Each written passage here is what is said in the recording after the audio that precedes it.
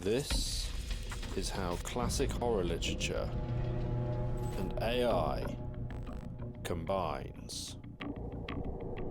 A monster from the mountains of madness to cutting-edge research. Shoggoth.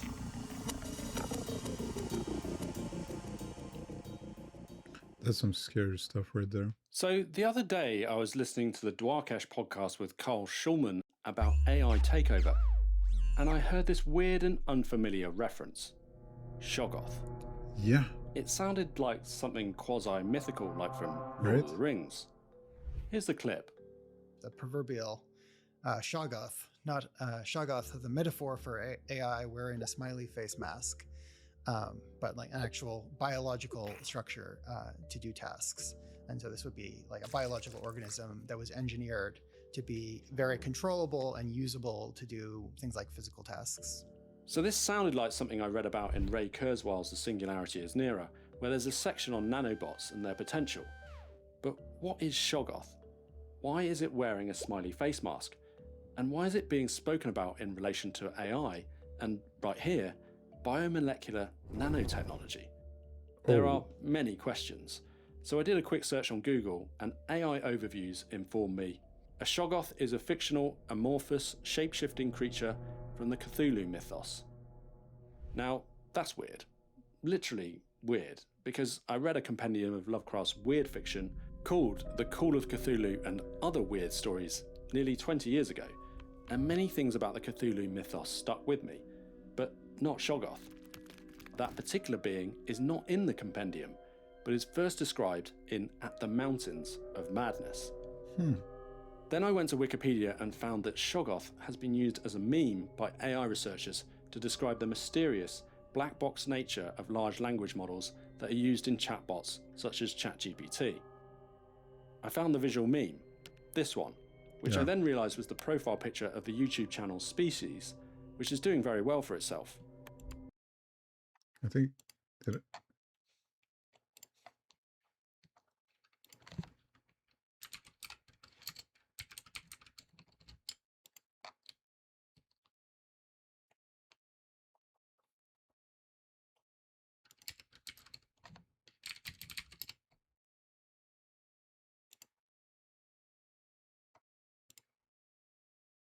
Oh, this is the video for... I'll watch it afterwards. Something strange. This is it. For a while of watching it, I really had no idea. Things were starting to add up. But now I was down a rabbit hole and I needed to go further into the burrow. Shoggoth. In this video, I wanted to get into why this meme exists and why it has stuck. And just in time for Halloween, it's a monster special. I'm sorry, I'm late to the party. It was a terrible, indescribable thing vaster than any subway train. A shapeless congeries of protoplasmic bubbles, faintly self-luminous, and with myriads of temporary eyes forming and unforming as pustules of greenish light all over the tunnel-filling front that bore down upon us.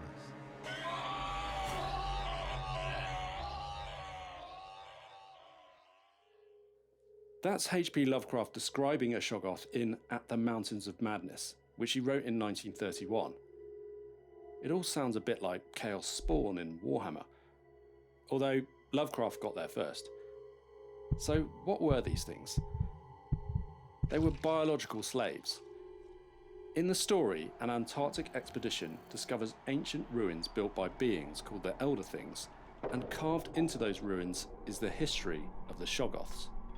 These were massive, shapeless organisms that the Elder Things had engineered to do whatever they needed. Lovecraft also describes them as formless protoplasm, able to mock and reflect all forms and organs and processes. They were supposedly mindless and controlled through hypnotic suggestion, which made them perfect servants, physically powerful, endlessly adaptable, and completely obedient. So they're shape-shifting biological entities, able to reform themselves to complete specific tasks. It's not far from the idea of biomolecular nanobots self-replicating Oh themselves. boy. But over millions of years, the Shoggoths evolved and developed intelligence, then consciousness. Eventually, they gained the ability to mimic their master's commands. They rebelled in a war that nearly destroyed both species. The Elder Things won the war, but they couldn't exterminate the Shoggoths because they'd become completely dependent on them for labour. As Lovecraft notes, the Elder Things had long lost their capacity to create new life. They were stuck with their creations, even after those creations had tried to destroy them. Then, the Shoggoths survived, as their Elder Things died out. This story sounds kind of familiar. Something I noted in my video, This Is How AI Could End Humanity, was that from Frankenstein to The Matrix to Terminator, a key sci-fi trope is the battle of beings or machines against their creators. That trope is also apparent in the general vibe about AI, of the uneasy kind. So now I can see some parallels, but I wanted to get deeper about why and how the Shoggoth meme specifically is being used by AI researchers. In December 2023, just a month after ChatGPT had launched, a Twitter user called Tetraspace West posted a simple hand-drawn cartoon. It showed two beasts side by side. The first one was labelled GPT-3, and it was just this writhing, eyeball-covered blob of horror. The second one was labelled GPT-3 plus RLHF. While it was a similar, horrifying blob, it wore a tiny, smiley mask. The beasts were Shoggoths. That was the meme, and it exploded in AI circles. So what's RLHF? It stands for Reinforcement Learning from Human Feedback, and it's basically how AI companies train language models to be polite and helpful. You have humans score the chatbot's responses, thumbs up for good, thumbs down for bad, and then you feed those scores back into the model. The AI learns what humans like to hear and what they don't. Most researchers agree that RLHF makes models better behaved, like they're less likely to say something racist or tell you how to build a bomb. But it doesn't actually change what the model is underneath. It just teaches it to act in a certain way, which the meme catches. This is why even with the safeguards around, you're able to produce Mickey Mouse images, even as it's copyrighted right now, or the Grok scandal that is happening right now with the image generation. Very well.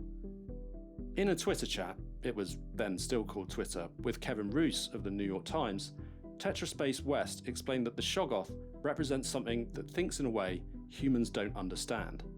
It's not necessarily evil or sentient, but its true nature might be unknowable. I was also thinking about how Lovecraft's most powerful entities are dangerous, not because they don't like humans, but because they're indifferent and their priorities are totally alien to us and don't involve humans, which is what I think will be true about possible future powerful. Here, AI is the definition, the sci-fi definition of AI. This would be referred to AGI right now. AI. Kevin Roose's article also mentions that an AI executive in San Francisco had a Shoggoth sticker on his laptop and called it the most important meme in AI. Scale AI made tote bags with the Shoggoth on them. Elon Musk also tweeted about it, although he later deleted the tweet. Shoggoth even got its own meme coin, which you can still buy now, even if it's well off peak. It's a meme coin, after all. This all seems like a form of gallows humour, which is grim and ironic humour in a desperate or hopeless situation. Okay, it's neither desperate nor hopeless yet, but a certain danger has been identified. We're building these powerful systems, training them to follow instructions and be helpful and harmless, and we're putting that smiley face on them through presenting them as a friendly assistant. It's the chatbot interface on top of something we don't fully understand, a flimsy mask that obscures the mysterious beast underneath. Which brings us to what makes AI researchers nervous when they joke about Shoggoths. In February 2023, Microsoft launched its new Bing chatbot, powered by GPT, which had been given the personality name Sydney, and things got weird fast. Really? Sydney started declaring its love for users. Kevin Roose, again in the New York Times, wrote an article about his unsettling Oh yeah, I experiences remember that that. quickly went viral. This is quite a quote. At one point, it declared out of nowhere that it loved me. It then tried to convince me that I was unhappy in my marriage and that I should leave my wife and be with it. Listen, this I think is around 2023, right? And so you can see the type of patterns, and you get that more advanced or more human-like behavior or perceptions that we have of it, and you get cyberpsychosis. Instead, an AI researcher later congratulated Roos with "You glimpsed Shoggoth." Another journalist joked that Microsoft had forgotten to put on the smiley face mask, because for all the training, reinforcement learning, and careful prompting that's supposed to keep AI chatbots friendly and harmless, it slipped. For a moment, something else showed through. Wes Roth chatted to Karen 4D from News he's so Research good. about this phenomenon in his video about Shoggoth mode. And Karen explained when you use ChatGPT or Claude, you're only interacting with maybe 1 to 2% of what the model actually is. The chatbot is what he calls lobotomized. It's been shrunk down to Yeah. a very small, carefully controlled version of itself.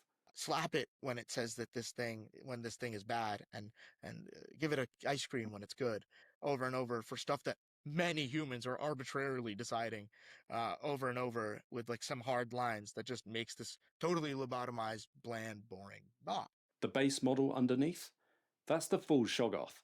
It could take you anywhere, any persona, any style, any direction, but it's been trained through reinforcement learning to behave a certain way and be that helpful assistant.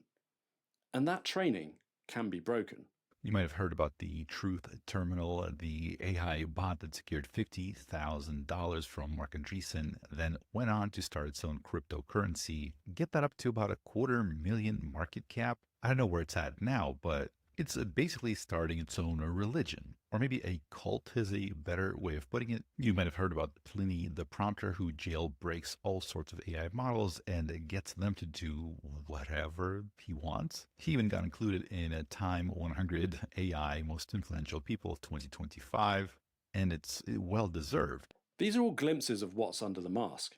And just like the elder things who heard their Shoggoths start to mimic and mock their commands, we're seeing our AI systems learn to perform alignment rather than actually be aligned. And it feels mildly unsettling that researchers working on this technology are somewhat mystified by their own creations. They don't fully understand how AI language models acquire new abilities, or why they behave unpredictably at times. In their book, If Anyone Builds It, Everyone Dies, Eliezer Yudkowsky and Nate Soers write that large language models are grown rather than crafted, like traditional programming, running the risk of becoming increasingly alien to us.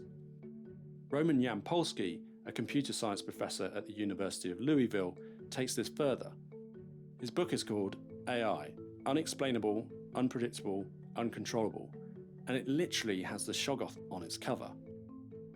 When he was asked about it in a podcast with the Future of Life Institute, he explained his view that modern AI safety work is basically just putting lipstick on the Shoggoth. The idea is that we have this raw model, a monster, really just, we know it's nasty, but what we're trying to do is kind of make it look pretty, put some lipstick on it, smiley face. So a lot of it is filtering. Don't say this word, don't do this. But under the hood, it's still completely uncontrolled, completely alien creature. Every model is also jailbreakable. The training can be broken. The mask can slip. We saw it with Sydney, we see it with prompt injection, and we see it whenever someone finds a way around the safety guardrails. There's also something odd about AI researchers using horror metaphors to describe their own work. You don't usually see engineers comparing the things they build to monsters from fiction. It's not like tech companies in the past joked about creating Frankenstein's monster or summoning demons. But today, AI researchers are calling their models Shoggoths, and it's only partly a joke. What's happening in AI feels, to some of its participants, more like an act of summoning than software development. They're creating these alien systems, making them bigger and more powerful, and hoping that there are enough smiley faces to cover the scary parts. Meanwhile, we can't even verify that these systems will do what we want. Yampolsky's research shows that the tools we have for verification, for checking that software does what it's supposed to, they don't scale to general self-improving, recursively modifying software operating in new domains, and I don't think anyone claims that we That know is how so to bad. verify that. We can We just saw from our West Google's infinite learning loop, continual learning. So this is looking more and more possible. verify narrow AI, but we can't verify something that keeps changing itself. Now, there is a more optimistic view here. While computer scientist and author of Human Compatible, Stuart Russell, has given many warnings on alignment, he's actually quite hopeful that we can fix this problem, and he gives some compelling reasons why. First, there are strong economic incentives to build AI systems that defer to humans. Systems that ask permission, accept correction, and allow themselves to be switched off will actually be more desirable than systems with fixed objectives. They can exhibit a far greater range of behaviours because they're constantly learning what we actually want. Russell gives a vivid example. Imagine your future domestic robot looking after your children while you're working late. The kids are hungry, the fridge is empty, and the robot notices the cat.